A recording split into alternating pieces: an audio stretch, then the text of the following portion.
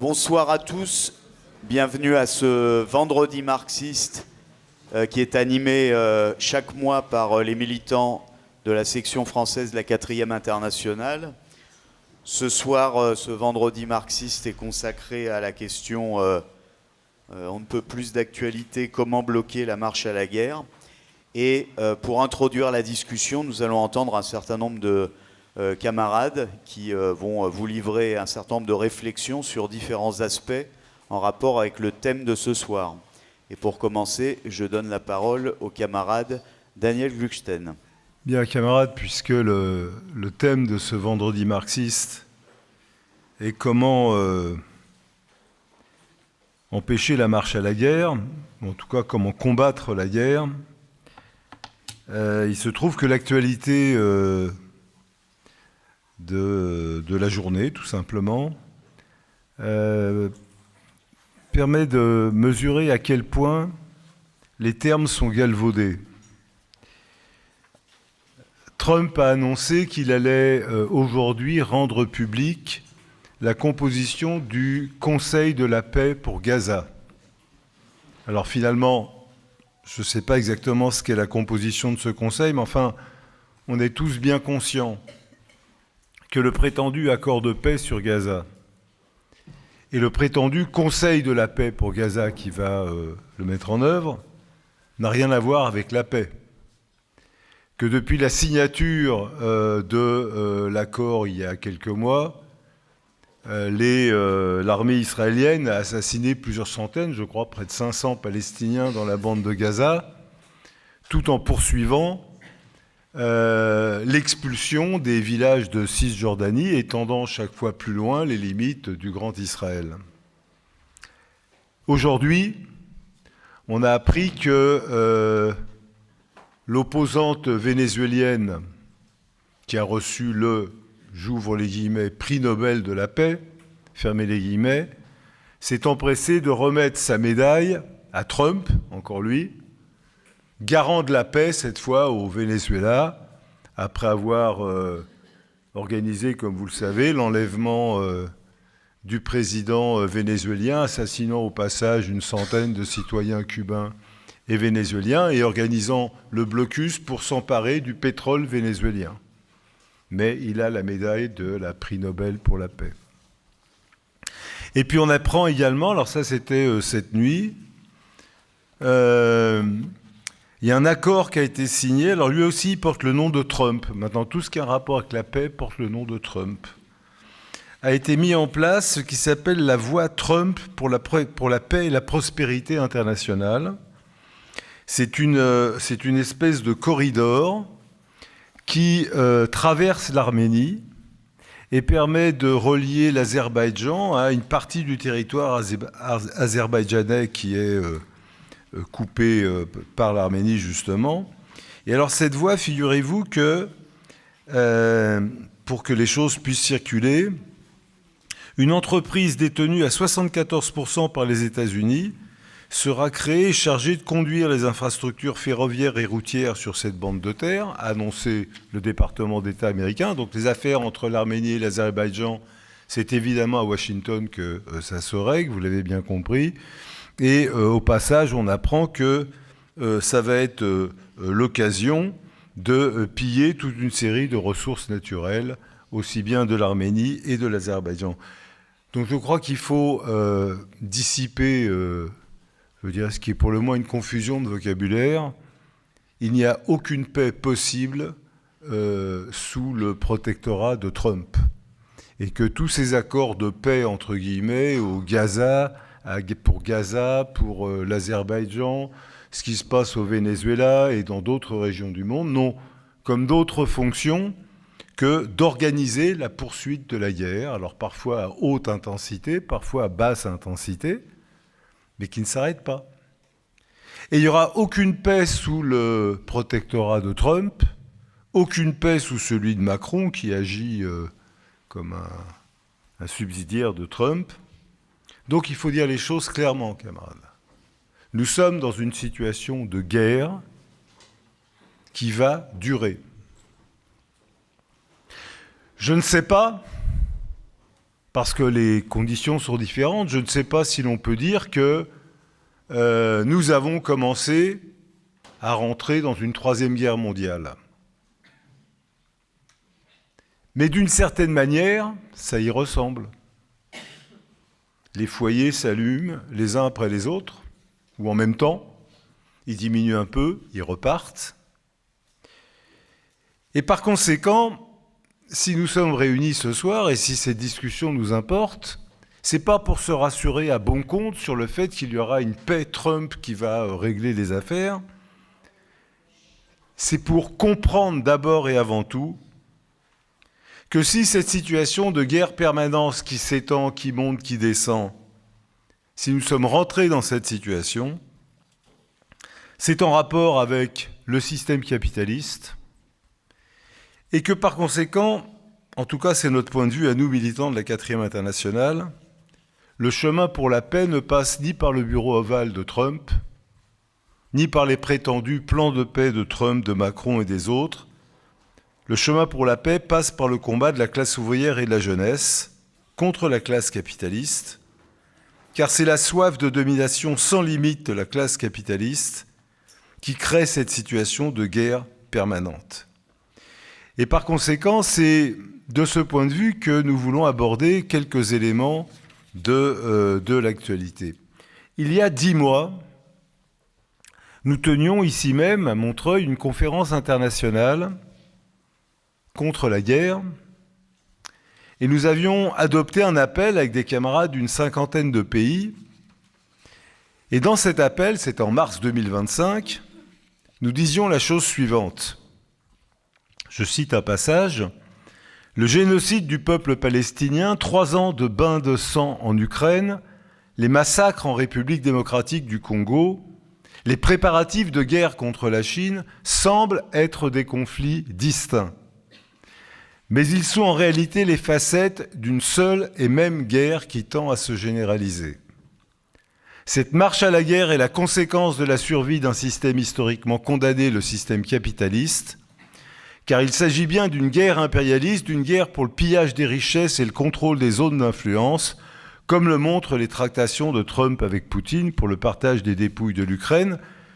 À l'époque, nous disions, et nous étions les seuls à dire, c'est une seule et même guerre, mais je crois qu'aujourd'hui, c'est quelque chose qui est davantage partagé. Et puis depuis cette déclaration, il y a eu, on va y revenir, le Venezuela, il y a les menaces sur le Groenland et beaucoup d'autres choses.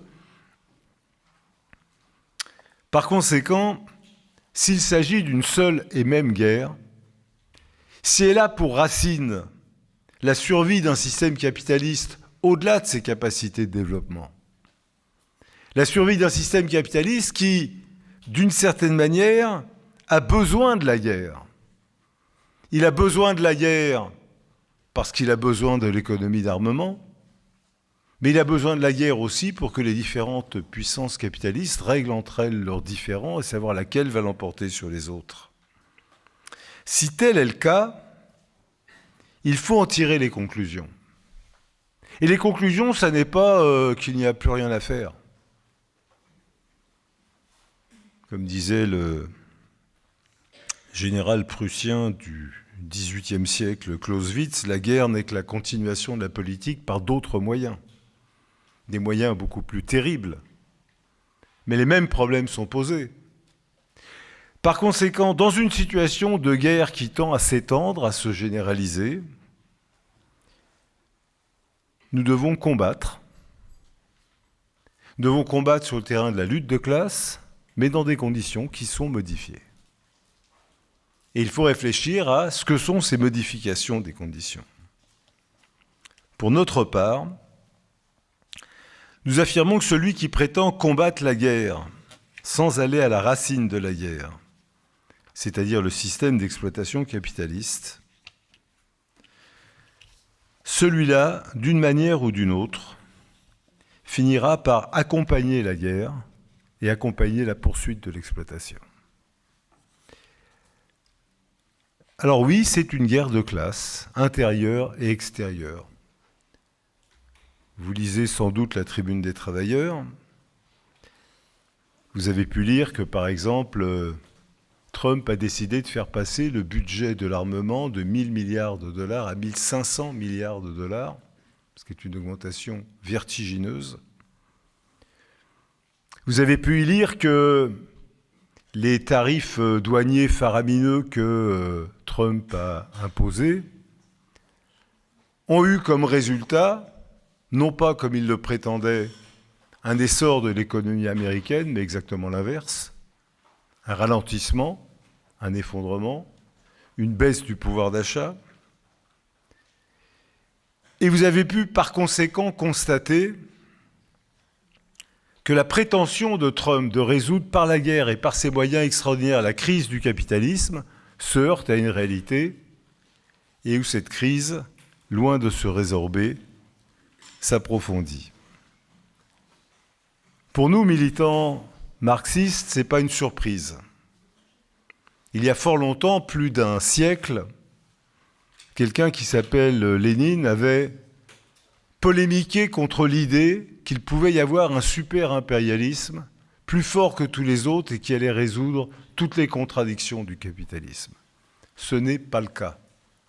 Certes, le capitalisme américain est d'une extrême puissance. Certes, les capitalismes autour de lui apparaissent comme des nains. Et on a vu le spectacle, excusez-moi, un peu risible, des 13 chasseurs alpins français débarquant avec courage sur la terre glacée du Groenland en compagnie de quelques collègues des autres pays et affirmer ainsi leur détermination à affronter l'impérialisme américain. Il y a un côté un peu dérisoire, disons, dans cette démonstration, on en est tous conscients. Mais ça ne veut pas dire que le capitalisme américain soit capable de surmonter les contradictions du capitalisme. Parce que les contradictions du capitalisme, sur le fond, tiennent à une règle simple que Marx a exposée dans le Capital il y a déjà près de 150 ans et qui se vérifie chaque jour davantage. Le capitalisme est capable de développer des forces productives, elles-mêmes à même de produire des richesses dans des conditions considérables, mais les conditions d'appropriation de ces richesses dans le système capitaliste ne permettent pas leur écoulement.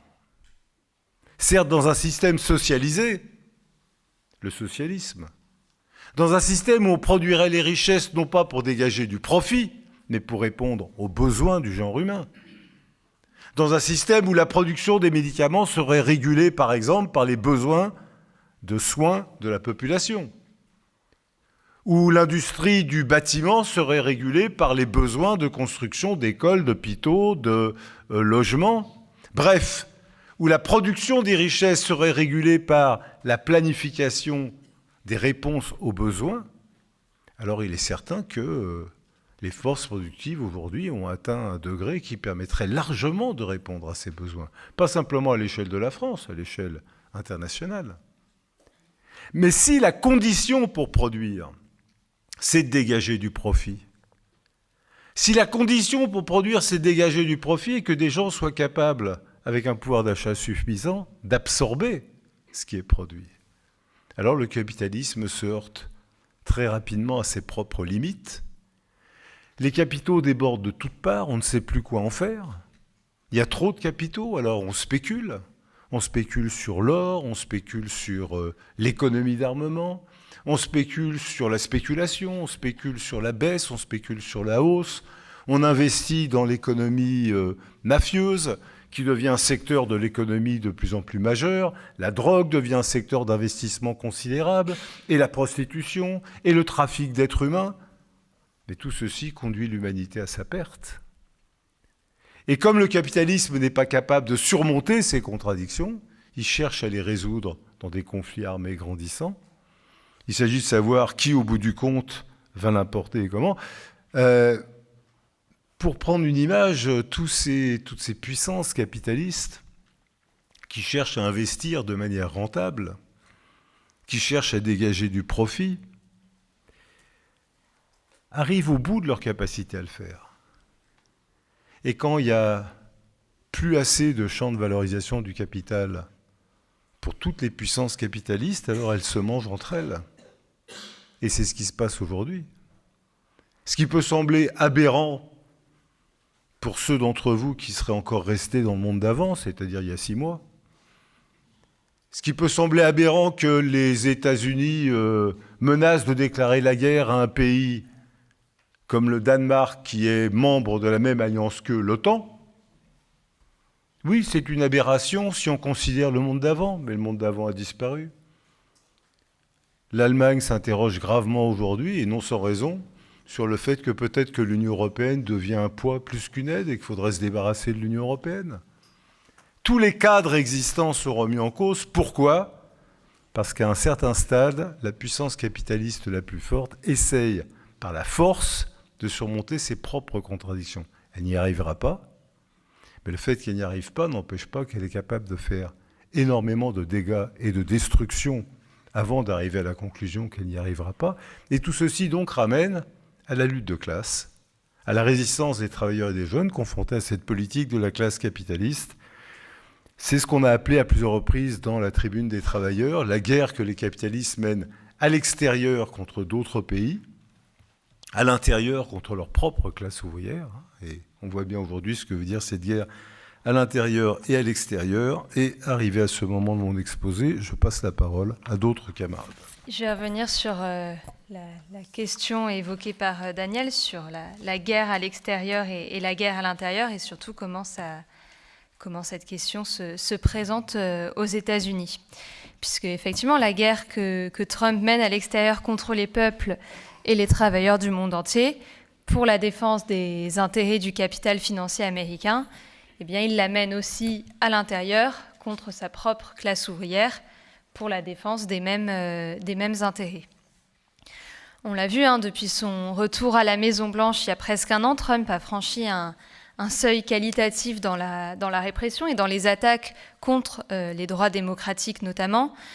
Une expression de cette dérive, ça a été, et c'est le cas encore aujourd'hui, le déploiement dans de nombreuses villes des États-Unis des agents de l'ICE qui est la police douanière américaine, et qui a été déployé dans de nombreuses villes pour organiser les rafles de travailleurs immigrés.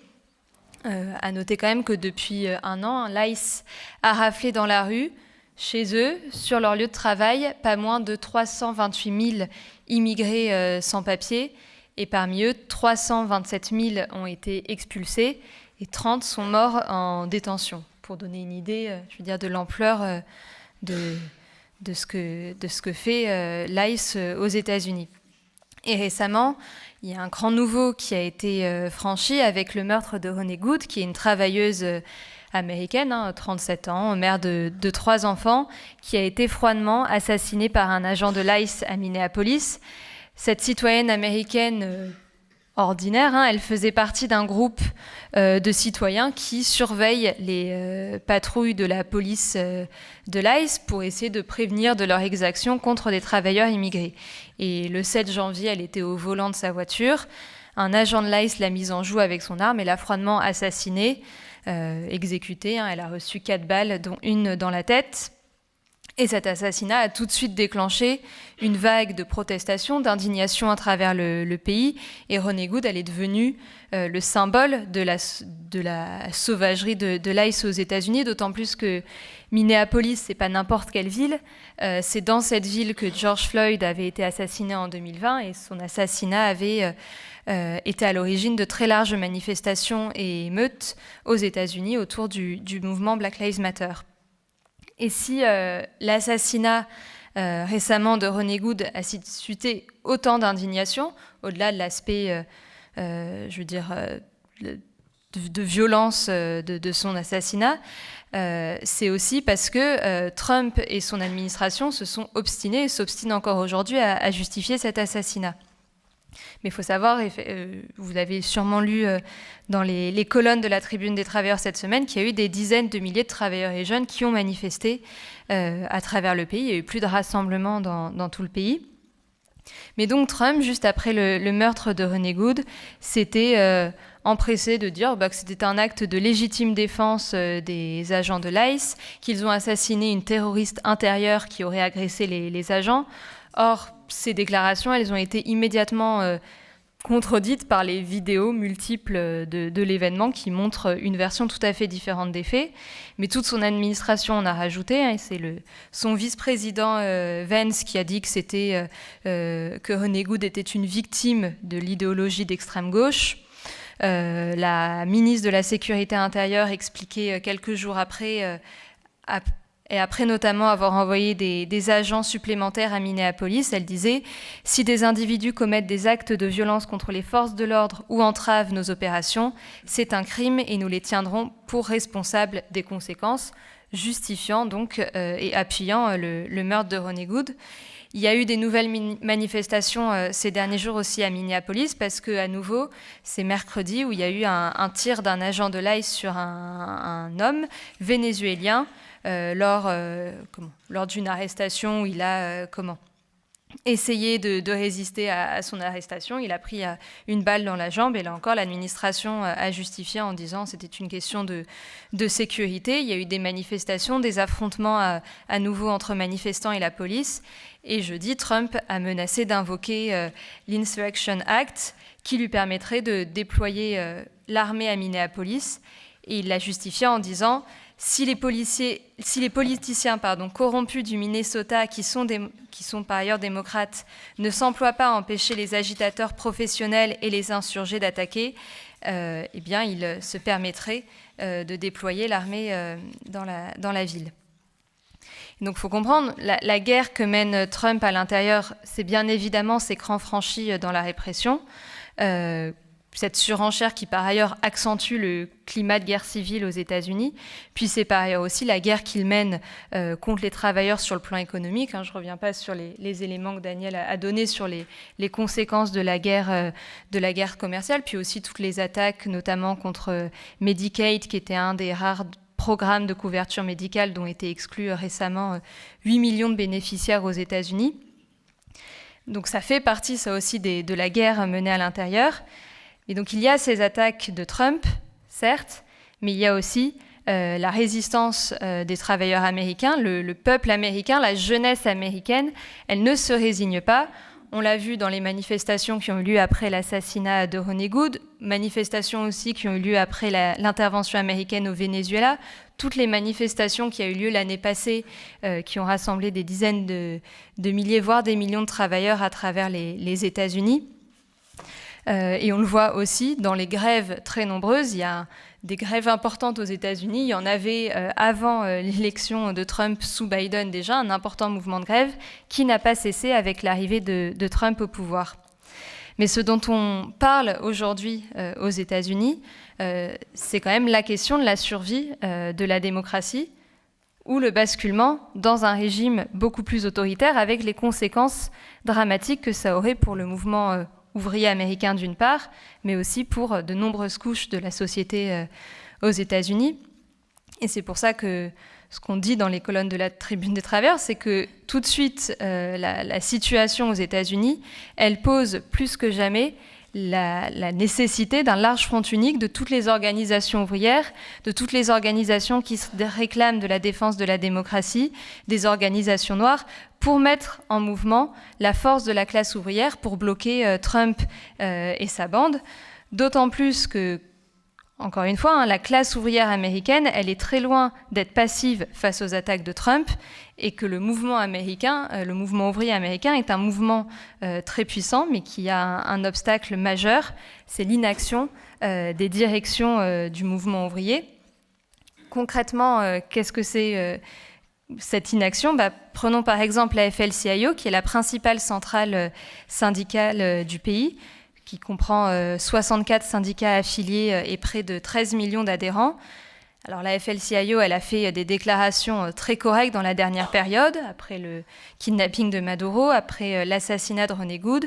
Elle disait notamment dans un communiqué le 9 janvier, parlant de l'assassinat de René Good, « Une attaque contre un est une attaque contre tous. Ces attaques violentes et néfastes doivent cesser. Nous ne laisserons jamais diviser par la stratégie de la peur mise en place par cette administration. » C'est juste. Mais enfin, la AFL-CIO n'a appelé à aucune mobilisation, elle n'a pas du tout appelé à manifester.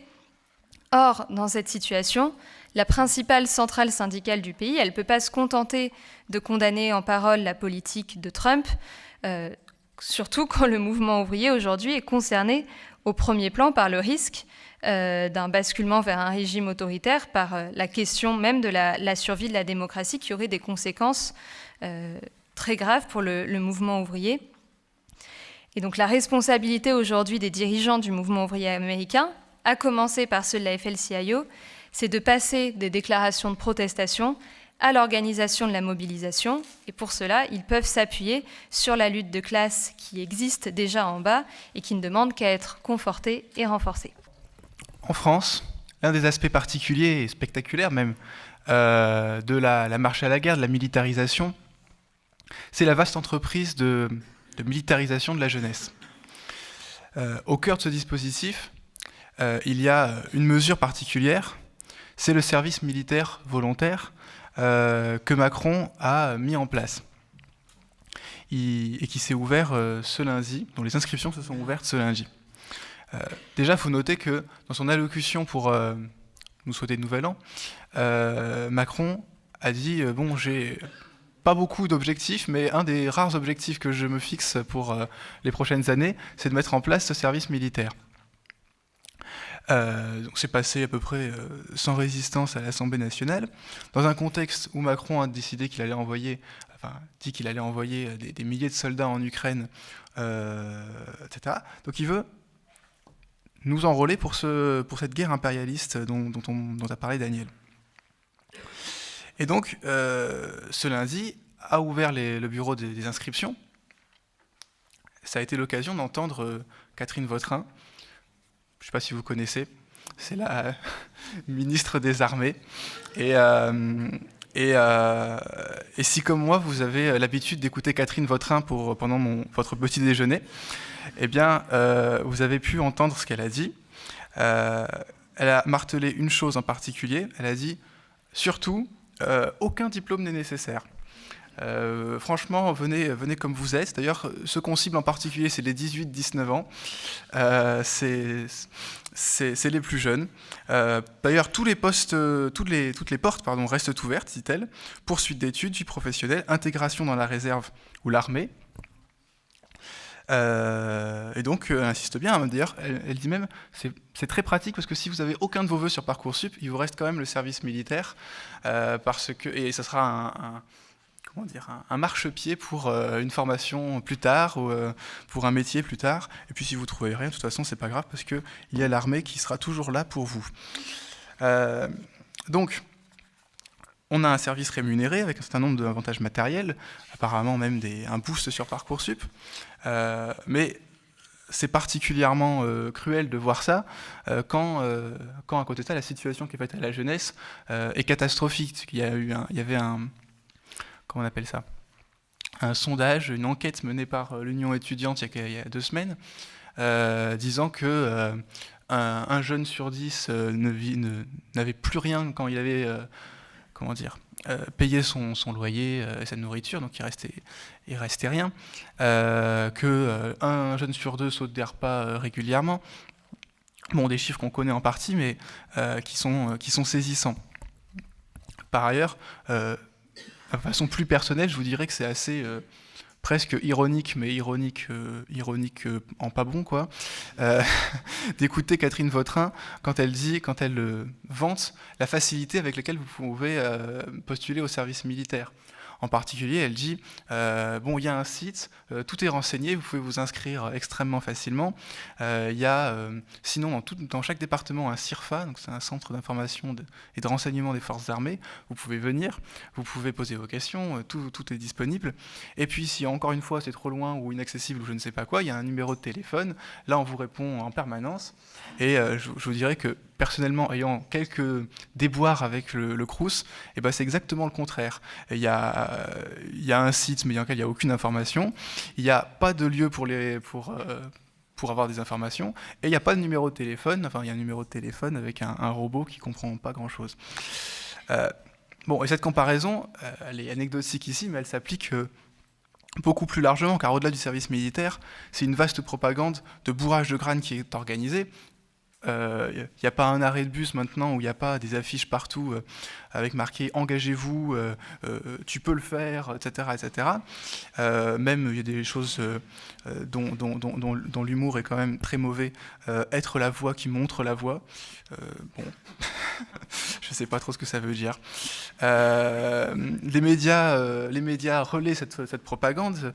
Le général De Villiers a été ressorti de sa retraite par France Info et il dit « Moi, si j'étais jeune aujourd'hui, je rentrerais à Saint-Cyr pour servir mon pays le mieux possible. » D'accord, mais bon, on peut se demander pour servir quoi.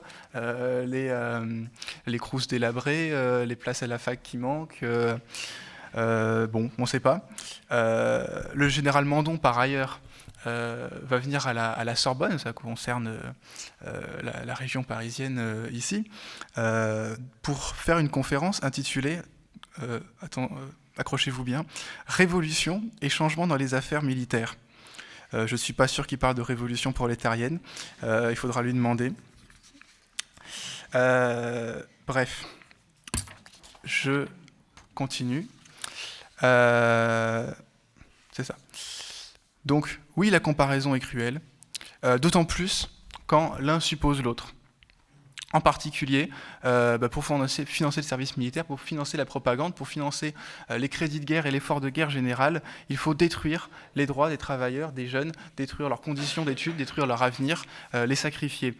Et c'est pour cela que si nous voulons lutter efficacement contre la guerre, nous devons ne lâcher sur aucune de nos revendications. Un exemple qui est, à mon avis, saisissant, c'est un exemple qu'on va publier dans la Tribune des travailleurs prochainement, de ces étudiants de Saint-Dié-des-Vosges qui ont fait une organisation, une petite initiative intitulée Front de libération de la cantine. Vous apprécierez le nom, mais c'est un truc très bien, avec un logo, un drapeau rouge, etc. Et ils réagissent pourquoi ? Parce que les prix du Resto U ont augmenté. Ils sont passés de 1 euro à 3,30 € pour les boursiers, et de 3,30 € à 5,50 € pour les autres.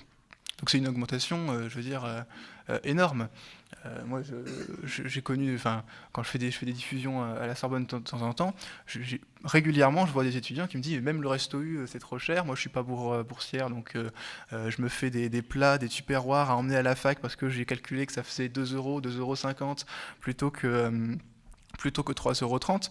Bon, ben là, 5,50 €, 3,30 €, c'est des prix qui sont presque inabordables pour une grande partie des jeunes. Mais c'est pas tout, puisque dans ces mêmes Resto U, ils ont enlevé les desserts et ils ont réduit les capacités, en quelque sorte, d'accueil de la cantine. En tout cas, ils ont fait un quota de 50 élèves.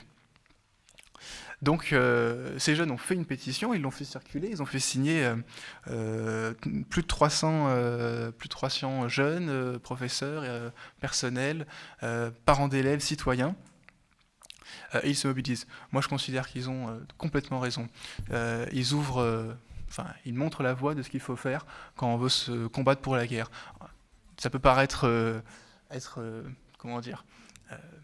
deux choses différentes, mais en réalité c'est la même question. Parce qu'en se battant pour leur droit à se nourrir, ils battent pour leur droit à faire leurs études, leur droit à avoir un avenir, et le droit à ne pas être sacrifié dans la guerre impérialiste.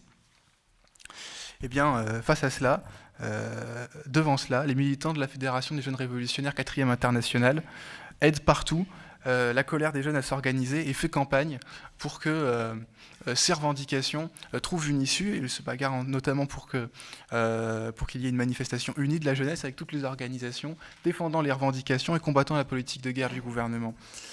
Nous refusions d'être sacrifiés au profit de cette guerre qui n'est pas la nôtre. Alors, pour ceux qui sont d'accord avec cela, nous vous invitons à rejoindre cette organisation. Il y a des flyers qui circulent, qui invitent à rejoindre une cellule de la 4e internationale. Je vous invite à vous les procurer, à en lire un exemplaire, et si vous êtes d'accord, à rejoindre la 4e internationale. Effectivement, la guerre à l'intérieur et la guerre à l'extérieur, Maëlle vient de l'évoquer, c'est aussi Macron. Et c'est Macron qui est allé, vous l'avez certainement vu, présenter ses vœux aux armées, comme il le fait chaque année, sur la base aérienne d'Istres hier, où il a martelé que la France devait consentir à, je cite, des efforts à la mesure de notre rude époque. Revoilà les chars russes qui sont juste à Melun, qui arrivent à Melun. Et Martial, Macron a indiqué qu'il fallait un budget supplémentaire de 36 milliards d'euros pour les armées d'ici à 2030, en passant par une actualisation de la loi de programmation militaire, qui doit être votée, et il l'a affirmé encore hier, avant le mois de juillet, de manière à ce qu'on puisse tout de suite utiliser cet argent.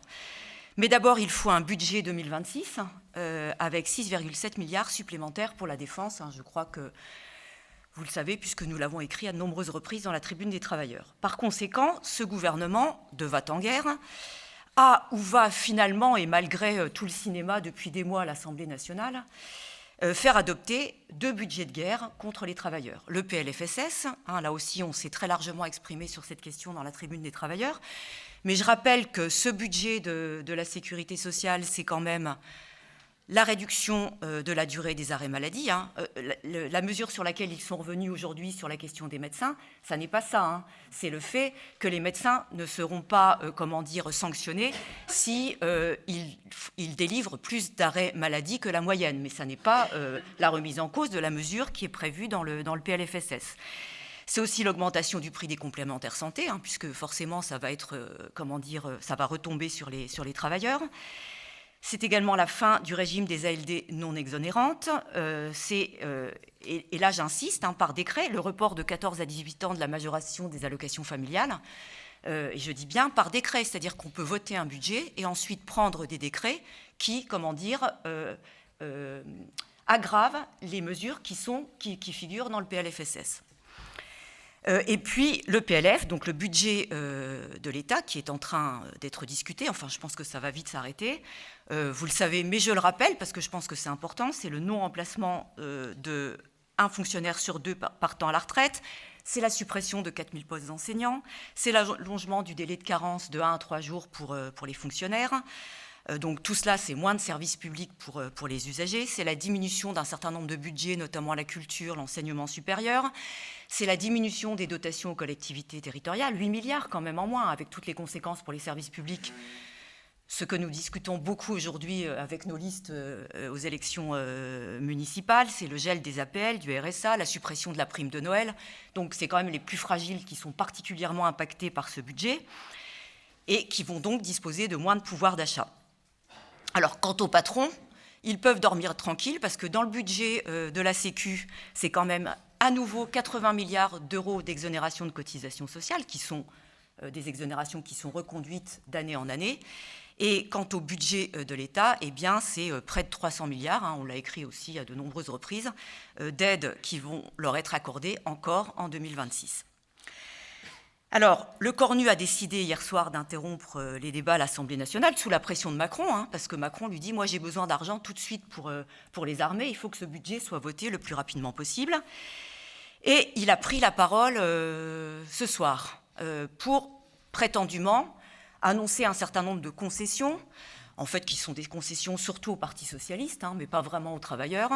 Alors, parmi les concessions, j'ai lu rapidement il y aurait finalement 50 € en plus sur la prime d'activité, qui serait quand même diminuée si j'ai bien compris. La niche fiscale des retraités ne serait pas impactée comme cela avait été prévu. Et en même temps, ils veulent mettre en place ce qu'ils appellent l'allocation sociale unique, qui est quand même la remise en cause de toutes les allocations qui existent actuellement. La fusion de toutes les allocations dans une seule, ça n'est pas du tout un progrès pour les travailleurs. Alors maintenant, on l'aura compris, il y a un rapport entre le contenu et la méthode qui est utilisée. De Montchalin, elle crie au scandale. À l'Assemblée nationale, on a des saboteurs. Vous savez, toutes les oppositions, ils sabotent tout, ils ne veulent pas qu'il y ait un budget, c'est scandaleux, etc. Coquerel, président LFI de la Commission des finances, répond à de Montchalin. Il lui dit « Le gouvernement est le seul responsable de cette situation. Il a voulu imposer un texte minoritaire. Il n'en fait pas moins porter la responsabilité, dit-il, à l'Assemblée nationale. Vous savez, cette pauvre Assemblée nationale qui finalement est responsable de tout. Et il dit « Il faut des élections. » Et puis revenir à l'Assemblée nationale pour faire un budget. Comme si l'Assemblée nationale, dans le cadre des institutions de la Ve République, pouvait faire un budget qui soit conforme aux intérêts des travailleurs Ça se saurait, je crois, depuis le temps qu'on vit avec cette Ve République. Alors, la Ve République, elle a plein de ressources, hein, et elle en a notamment 2 qui sont aujourd'hui dans les tuyaux, à savoir le 49.3 ou les ordonnances pour faire passer son budget en force. Puis elle a aussi plein de poètes, hein, cette Ve République, Le Cornu le premier, hein, qui a déclaré pas plus tard qu'aujourd'hui dans le Figaro, je ne veux pas bâcler ce budget, je ne veux pas faire n'importe quoi.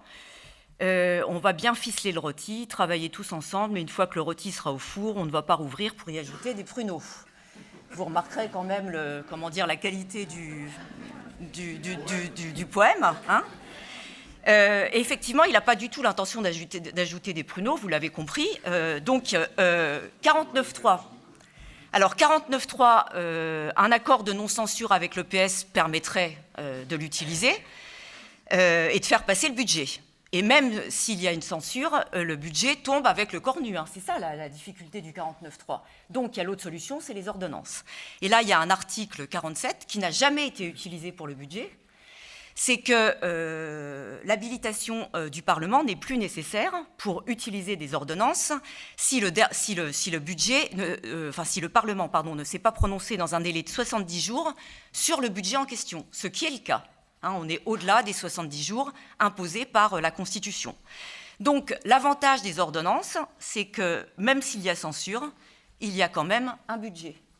Donc, vous voyez que tout est possible. Et les Échos, qu'on ne va pas, suspecter de défendre les intérêts des travailleurs, disent ce soir, ils ont pu consulter le projet d'ordonnance qui a été préparé par le ministère du Budget. Hein, donc il y a un budget d'ordonnance, il y a un projet d'ordonnance qui est prêt.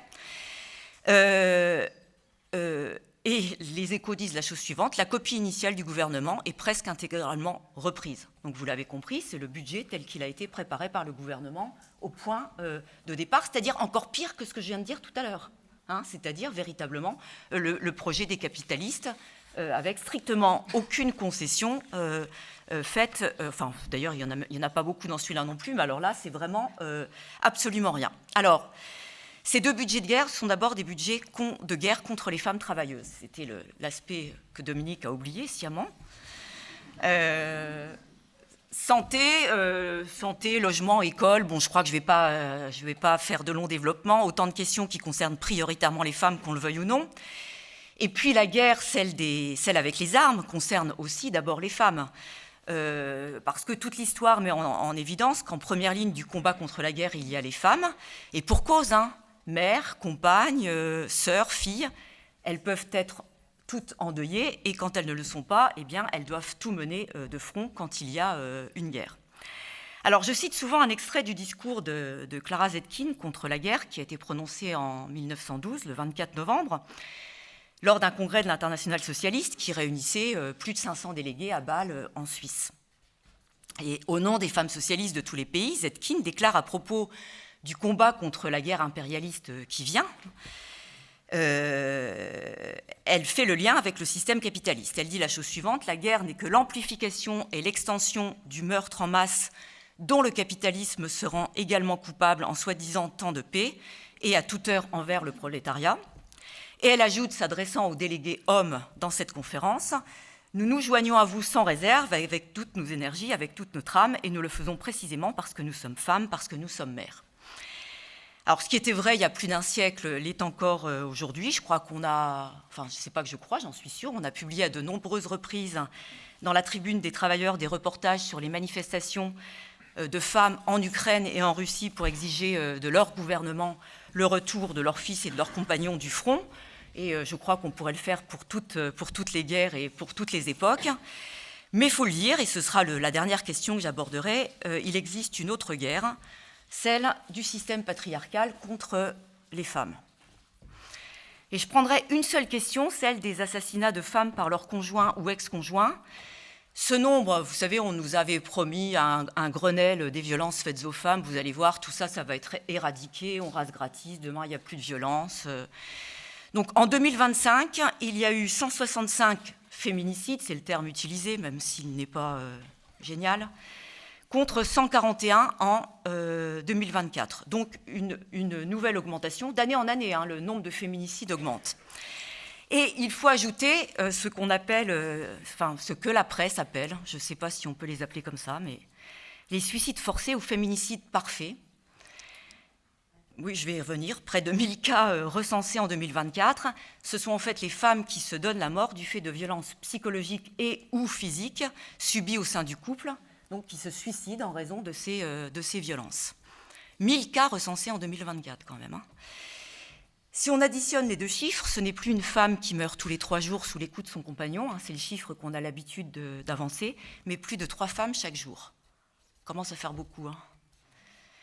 Alors, il s'agit d'un délit qui est reconnu par la loi depuis 2020, qui est passible de 10 ans de prison. En réalité, sur les 971 affaires qui ont été instruites, seules 48 ont mené à un procès. Et je ne sais pas sur les 48 quelles sont les peines qui ont été prononcées. Bon, et en même temps, c'est bien qu'on reconnaisse un délit, mais enfin quand même, le meilleur moyen d'éviter ce type de situation, c'est qu'on mette l'argent nécessaire pour protéger les femmes des conjoints et ex-conjoints violents.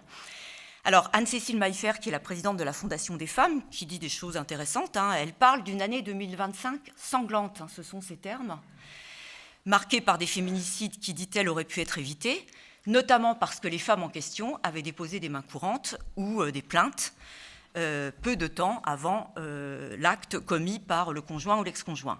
Alors, peut-être que vous avez entendu comme moi hein, le procès qui s'est ouvert il y a quelques jours de cette jeune femme à Blois, le jour même hein, de son assassinat. Elle s'était présentée au commissariat pour porter plainte contre son ex-compagnon, elle était séparée en l'occurrence.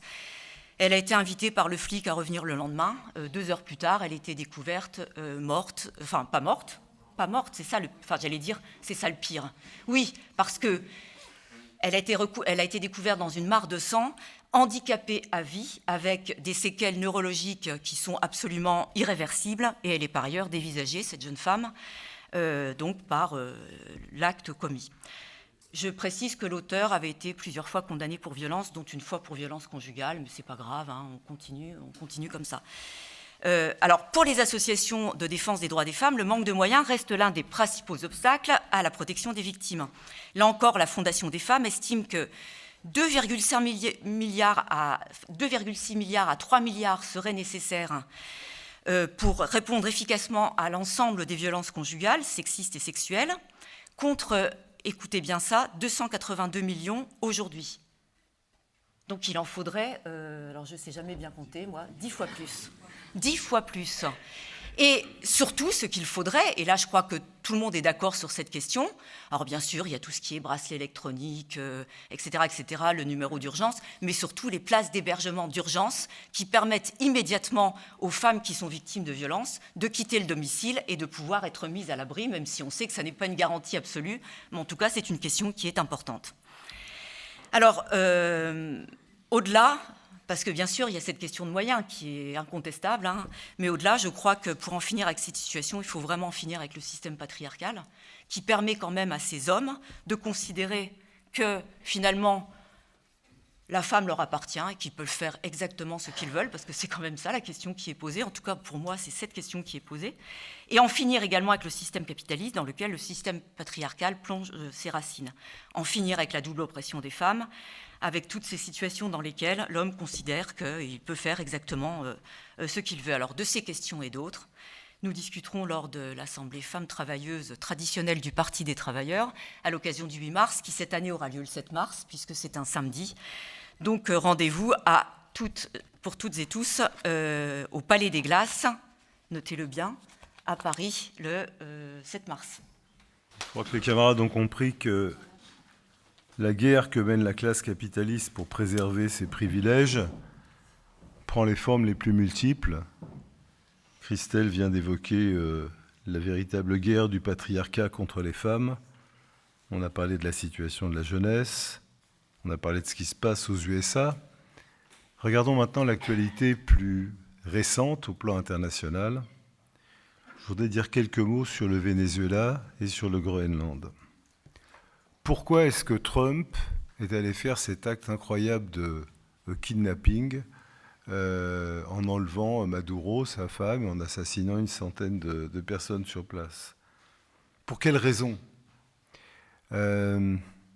Oui, c'est les principales réserves de pétrole du monde, mais avant que le capitalisme américain soit en situation de les exploiter, ça pose toute une série de problèmes techniques, financiers et autres qui peuvent prendre des dizaines d'années, donc il n'y avait pas une urgence absolue. Par ailleurs, il y a à l'heure actuelle beaucoup de pétrole sur le marché. Il n'y avait pas un besoin de rajouter une production de pétrole. Pourquoi cette urgence ? Il est évident qu'il faut pour Trump affirmer qu'il est capable d'arracher des succès. Je l'ai dit, sa paix à Gaza, c'est la guerre. Sa relance économique par les taxes douanières, c'est un désastre. Le pouvoir d'achat s'effondre. Il faut donc à tout prix, pour garder sa valeur marchande en quelque sorte, avoir des succès. Et avoir des succès, c'est affirmer que l'Amérique latine est le jardin privé de l'impérialisme américain. Pour cela, il fallait faire une démonstration et le Venezuela était la possibilité de faire cette démonstration. Alors après, on nous a immédiatement donné des tas de raisons, vous les avez entendues comme moi. Le Venezuela était une dictature, donc il est bien normal que Trump combatte les dictatures. Trump lui-même, aux États-Unis et ailleurs, a du mal à faire croire qu'il est un démocrate. C'était une dictature, le Venezuela. C'était un régime autoritaire, c'est indiscutable. Un régime réactionnaire, ça ne fait aucun doute. Enfin, c'était quand même une dictature où il y avait des syndicats. Où il y a des syndicats. C'est quand même une dictature où il y a des forces politiques diverses, certaines réprimées, mais par exemple, on n'assassine pas une jeune femme en lui tirant dessus parce qu'elle a simplement dit il n'est pas normal de chasser les immigrés. Donc, question dictature, sous des formes différentes, je ne suis pas certain que M. Trump ait des leçons à donner à Nicolás Maduro. Mais de ce point de vue, il faut poser un problème auquel nous avons été confrontés dans les dernières semaines. Quoi qu'on pense du régime de Nicolás Maduro, mais pour notre part, nous, à la 4e internationale, nous n'avons jamais été partisans de ce régime politique, ni de Maduro lui-même. Quoi qu'on pense de ce régime, peut-on accorder la moindre légitimité à l'enlèvement de Maduro et à son emprisonnement par l'armée américaine ? Aucune légitimité. Nous avons été surpris. L'enlèvement de Maduro s'est fait, si je me souviens bien, le samedi 3 janvier. Il y a eu un rassemblement organisé l'après-midi, place de la République, par deux formations politiques de gauche qui sont extrêmement reliées entre elles et qui ont en commun une chose qu'on appelle l'hégémonisme, c'est-à-dire qu'elles estiment qu'elles ont le droit de décider à la place de tout le monde et d'écarter tous les autres.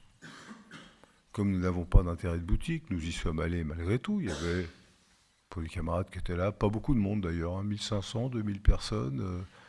Il fut un temps où, face à un coup de force comme celui-là, la mobilisation aurait été plus importante. Mais bon, nous y étions comme Parti des travailleurs.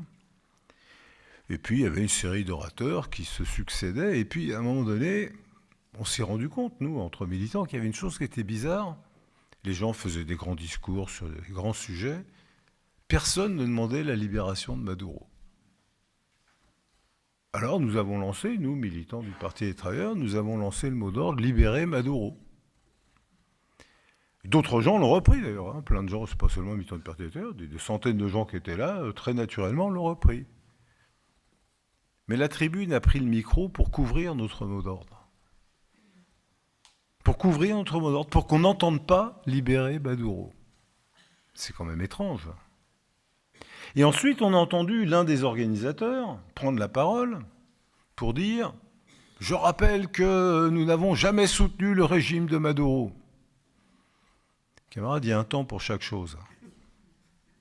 Il y a un temps pour chaque chose. Ça faisait quelques heures que Maduro avait été extirpé de son logement. Il était enchaîné, vous l'avez tous vu, ils avaient assassiné une centaine de personnes. À ce moment-là précis, dans un rassemblement convoqué contre le coup de force de l'impérialisme américain, est-ce que le moment était opportun pour dire nous n'avons jamais soutenu Maduro en même temps qu'on fait couvrir le mot d'ordre libérer Maduro? À qui on veut donner des gages? Il y a des questions de principe derrière cela. Est-ce que l'attaque américaine sur le Venezuela, c'est un conflit entre deux dictateurs, le grand dictateur et le petit dictateur? Non. Quand c'est de guerre qu'il s'agit, la question pour nous n'est pas de savoir qui est le meilleur entre Trump et Maduro.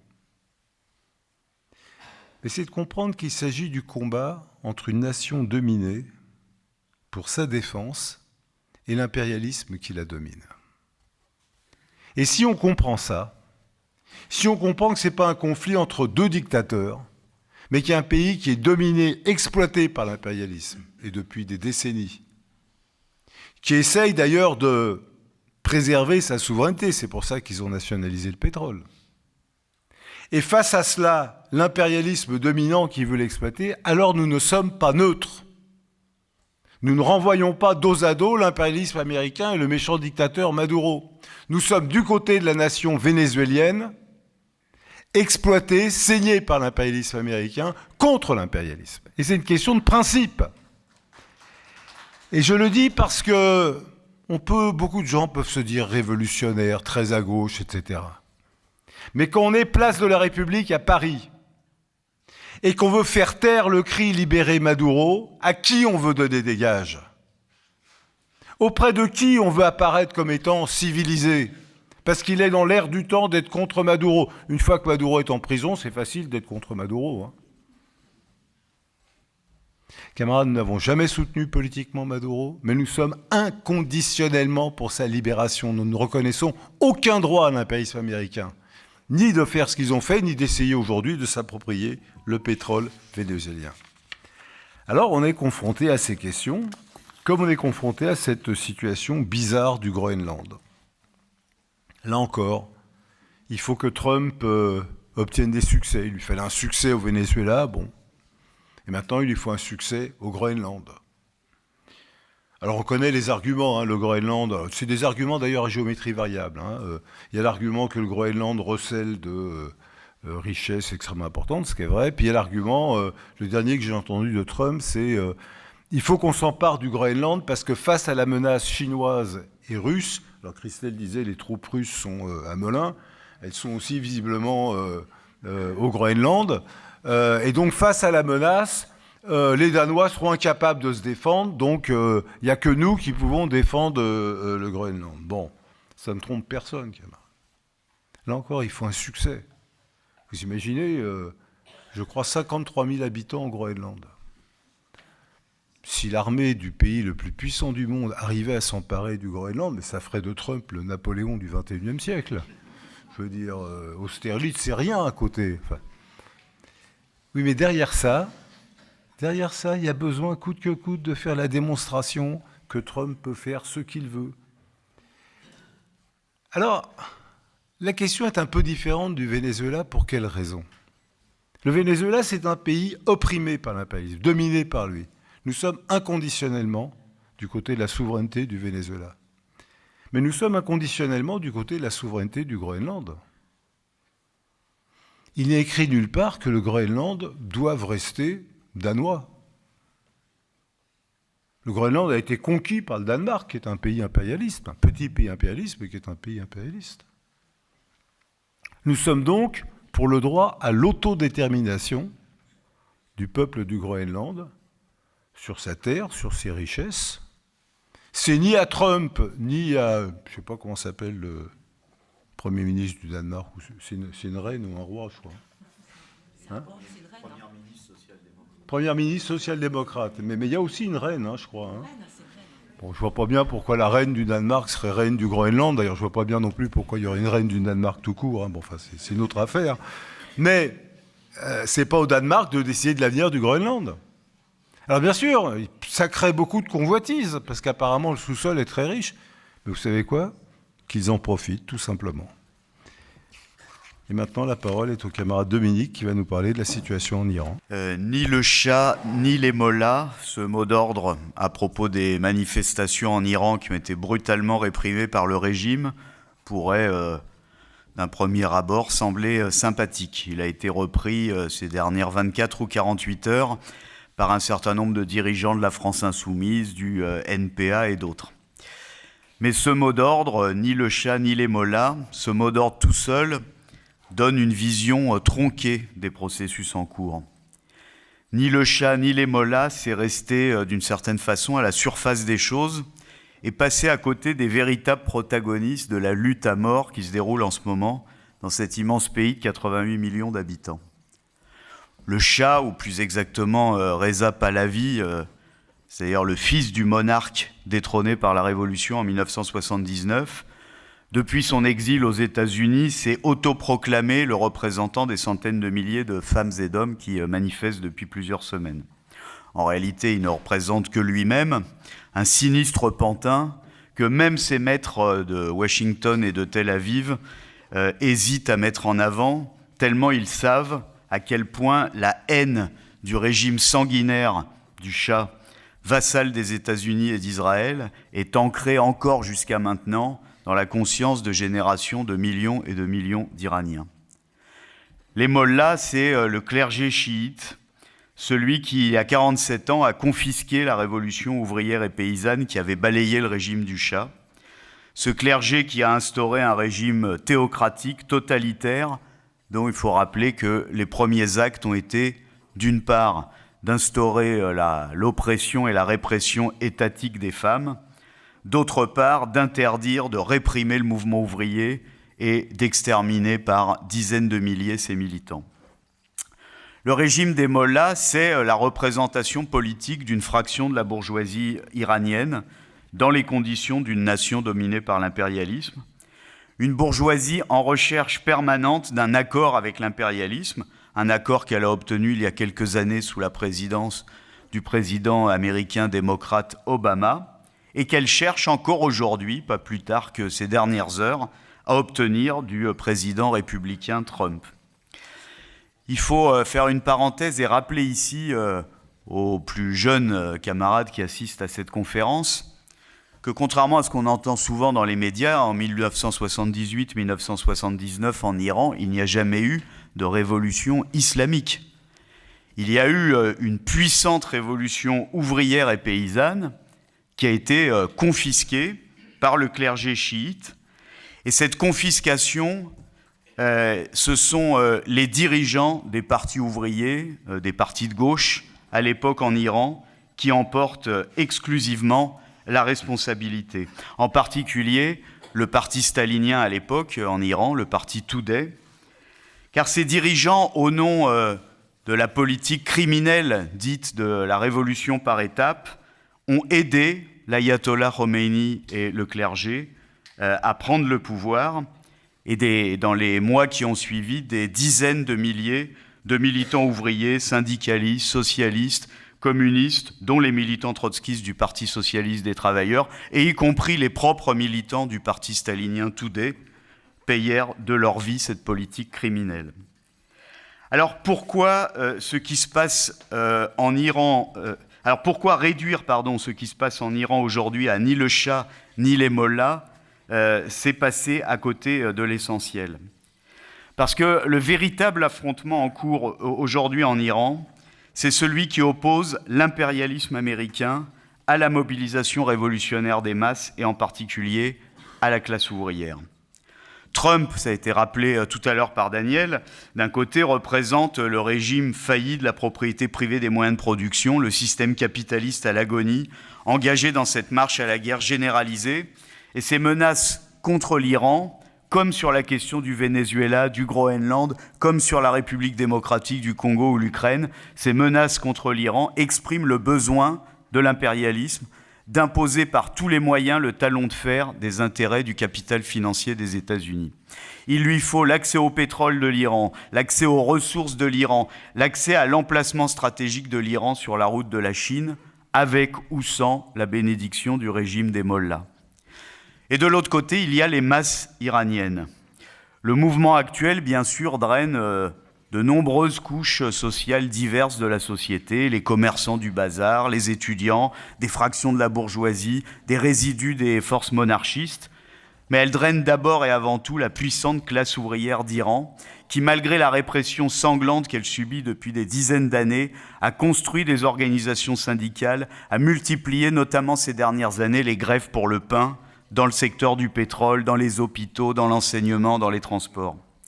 Écoutons ces appels qui, malgré la censure et le blocage d'Internet, nous parviennent d'Iran. Écoutons par exemple ce formidable appel des conseils ouvriers de la ville industrielle d'Arak, à 300 km de Téhéran, qui déclarent dans un appel il y a 5 jours, je cite, « Nous ne reconnaissons plus les dirigeants nommés par le gouvernement ni les syndicats fantoches du régime. Nous appelons les citoyens d'Arak à former des conseils de quartier pour gérer la sécurité et l'approvisionnement. Nous appelons nos frères de l'armée, ne devenez pas les assassins de vos propres pères. Ultimatum au régime, toute tentative d'entrer en force sera considérée comme un acte de guerre contre la ville entière. Si une seule goutte de sang ouvrier est versée, les flammes de la rébellion ne laisseront aucune trace du pouvoir. L'ère des patrons et des mollahs est révolue, tout le pouvoir au Conseil. » Ce document et d'autres émanant d'organisations ouvrières sera publié dans le prochain numéro de la Tribune des Travailleurs, une nouvelle excellente raison de s'abonner et d'abonner autour de soi. Ces documents témoignent de ce qu'en Iran, comme ailleurs, le mouvement ouvrier existe et peut ouvrir une issue. Il peut se mettre à la tête du mouvement de millions et de millions qui imposera le pain, la paix, la liberté. Ces documents témoignent aussi de la longue tradition révolutionnaire en Iran, la révolution démocratique de 1905-1907, les soulèvements révolutionnaires de 1951 qui imposèrent la nationalisation du pétrole avec le Premier ministre Mossadegh, puis le renversement du régime pro-impérialiste du Shah en 1979. Toutes ces traditions enfouies ressurgissent aujourd'hui. C'est pourquoi, pour les militants de la 4e internationale, les mots d'ordre de l'heure ne peuvent s'arrêter à ni Shah ni Mollah. Ils doivent intégrer, comme nous l'avons écrit, « Vive la lutte des travailleurs, des femmes et des jeunes d'Iran pour le pain, la paix et la liberté », arrêt immédiat de la répression et des exécutions, libération des emprisonnés, à bas le régime des mollahs, à bas l'ingérence impérialiste des États-Unis, d'Israël et de leur pantin Reza Pahlavi, et bien entendu l'exigence de la solidarité internationale des travailleurs avec les organisations ouvrières indépendantes en Iran. Bien, camarades, vous l'avez compris, la lutte contre la guerre n'est pas un vain mot. La lutte contre la guerre, c'est la lutte de classe internationale. Et cette lutte de classe, elle relie à la fois le combat général contre la guerre et le combat particulier pour les revendications des travailleurs et des jeunes. Il y a quelques jours, Macron a pris l'engagement d'envoyer 6 000 hommes de troupes, parmi un contingent européen plus large, en Ukraine.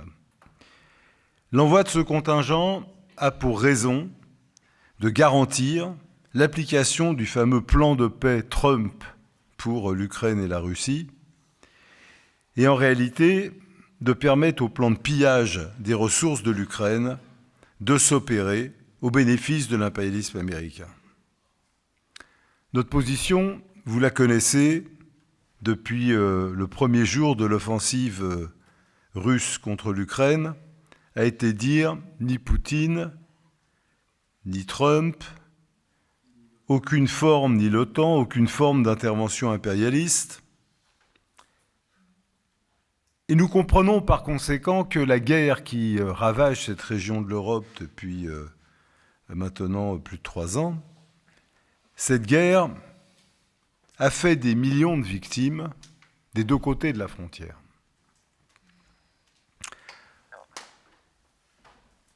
Nous avons à différentes reprises expliqué ce qu'est le social-chauvinisme.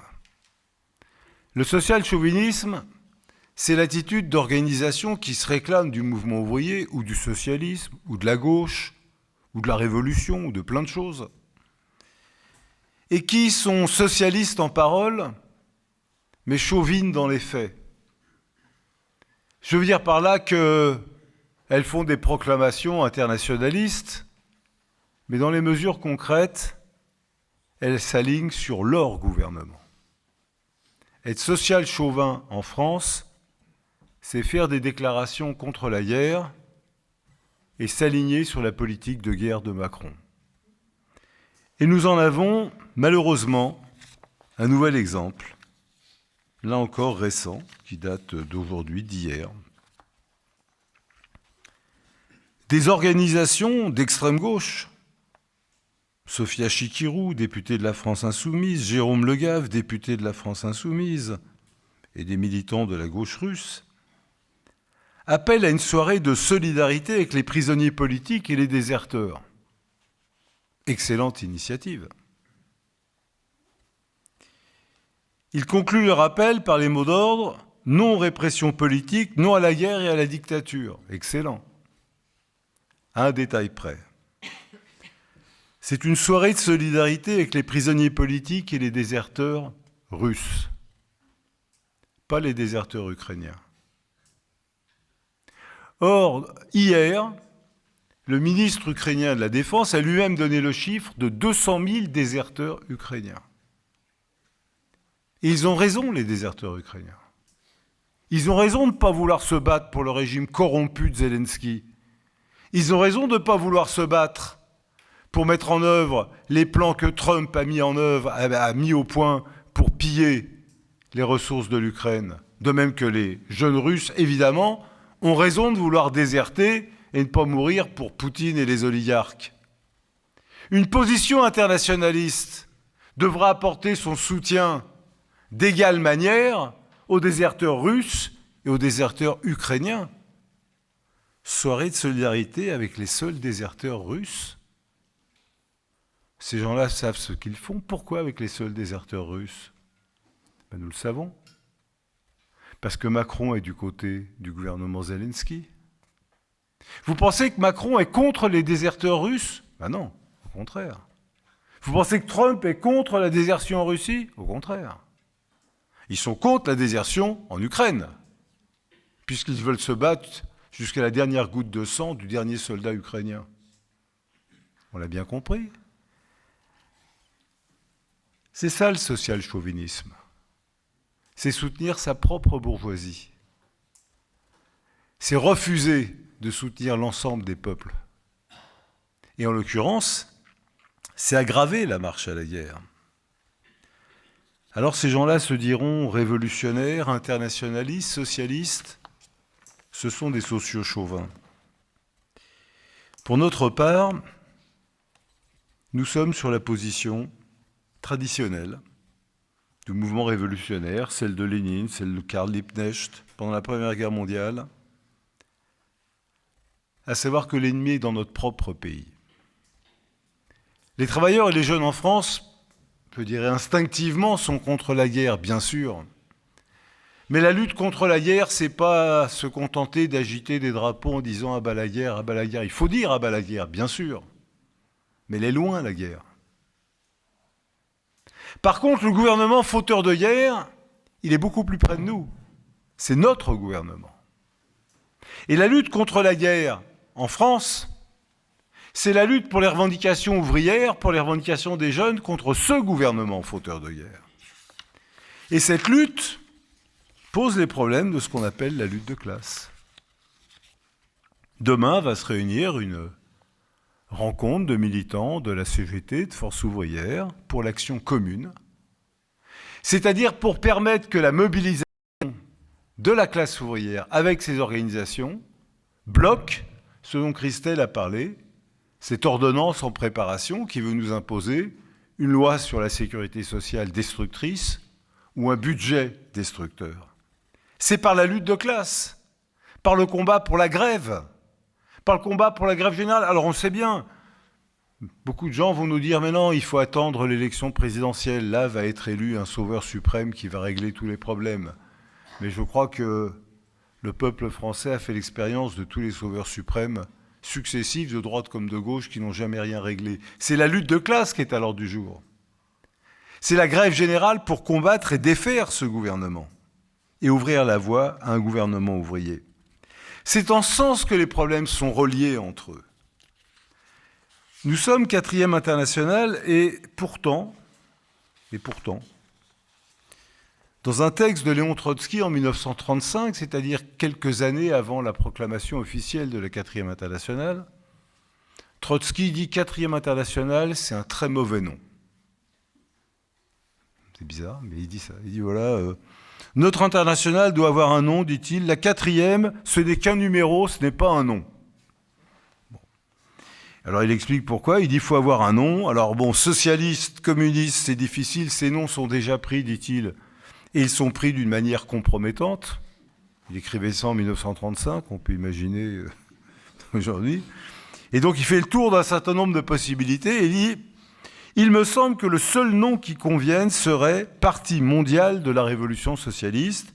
La 4e internationale doit être le Parti mondial de la Révolution socialiste. » Comme vous le voyez, Trotsky n'a pas été écouté par ses propres camarades, puisque finalement, lorsque 3 ans plus tard a été proclamée la 4e internationale, elle s'est intitulée Parti mondial de la Révolution socialiste, mais ce que tout le monde a retenu, c'est 4e internationale, et nous-mêmes, avec beaucoup de honte et d'humilité, nous constatons que nous désobéissons au camarade Trotsky depuis 80 ans, bon, comme ça. Mais je pense que c'est juste de dire que la 4e internationale doit se construire comme le Parti mondial de la Révolution socialiste. Mondial, parce que les frontières sont une fabrication artificielle de l'histoire. Parce qu'en réalité, l'ensemble du genre humain peut être divisé entre 2 parties, ceux qui exploitent et ceux qui sont exploités. Et l'immense majorité est composée de ceux qui sont exploités et dont le travail permet à une petite minorité de s'enrichir. Et cela, quelles que soient les différences de langue, de couleur de peau, de culture, de religion, la seule division qui compte, qui a un sens, c'est celle qui sépare les exploiteurs et les exploités. Et par conséquent, le seul combat qui mérite d'être mené, c'est pas le combat d'une religion contre une autre, d'une race contre une autre, d'une nationalité contre une autre. C'est pas le combat des Ukrainiens contre les Russes. C'est pas le combat des Américains contre les Vénézuéliens. C'est le combat de la classe ouvrière contre la classe capitaliste. Et contre tout ce qui divise. Le patriarcat qui divise, dont Christelle a parlé tout à l'heure, le racisme, toutes les formes de discrimination. Mais c'est le combat de lutte de classe. Et ce combat, il a un objectif. Oui, le socialisme.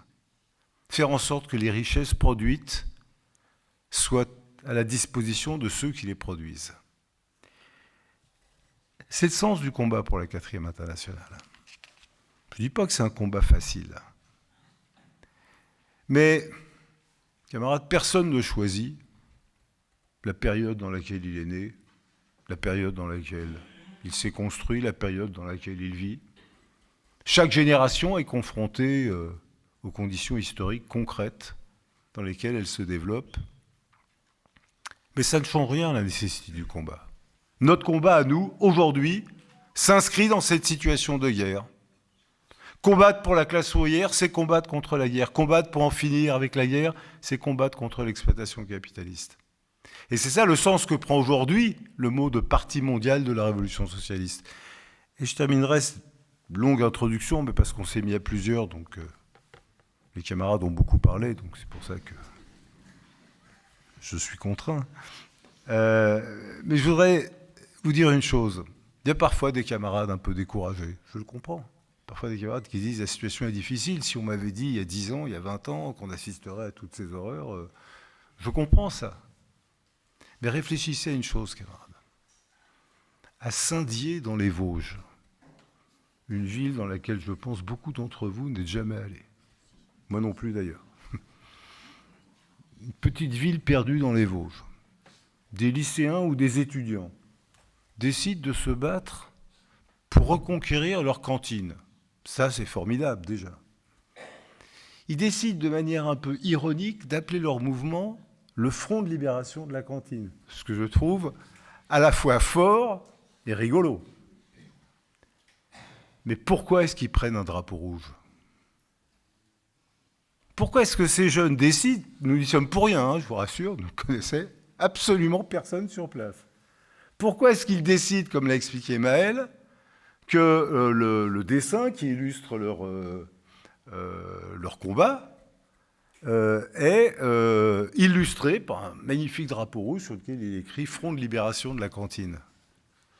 Et bien parce qu'à Saint-Dié, dans les Vosges, comme partout, et pas seulement en France, il y a une histoire de la classe ouvrière, il y a une histoire du mouvement ouvrier. Et le drapeau rouge, je ne sais pas par quel biais, mais est arrivé jusqu'à la connaissance et jusqu'à la conscience de ces jeunes de Saint-Dié dans les Vosges. Et ils ont trouvé que c'était le meilleur symbole de leur combat pour la libération de la cantine. Je trouve ça formidable. Mais il y a 2 ans, dans des circonstances un peu comparables, dans une autre ville, à Tours, une manifestation d'enseignants pour les revendications. Les camarades sont dans la manifestation. Ils aperçoivent un groupe de lycéens qui sont venus manifester. Et au milieu du groupe de lycéens, il y avait un drapeau. Il était rouge aussi. Et sur le drapeau, il y avait une faucille, un marteau, un 4. Comme si ces lycéens étaient membres de la 4e internationale. Les camarades étaient très surpris. Ils sont allés voir ces lycéens. Ils disent « Mais pourquoi vous avez ce drapeau ?» Parce qu'on pense que vraiment, c'est ça qu'il faut affirmer. Ça. Mais vous connaissez la 4e internationale ? Non, on a vu des trucs sur Internet, et ce qu'on a vu, on pense que c'est vraiment... Ils ne connaissaient rien, la 4e internationale. Mais ils connaissaient quand même le fait que le drapeau rouge, c'est ce qu'il fallait, que le combat de Léon Trotsky contre la bureaucratie stalinienne, ça avait un sens. Et finalement, ils avaient décidé par eux-mêmes de reproduire un magnifique symbole, qui est le même que nous d'ailleurs. Bon, depuis, ils sont devenus membres de notre organisation, ils en ont recruté d'autres.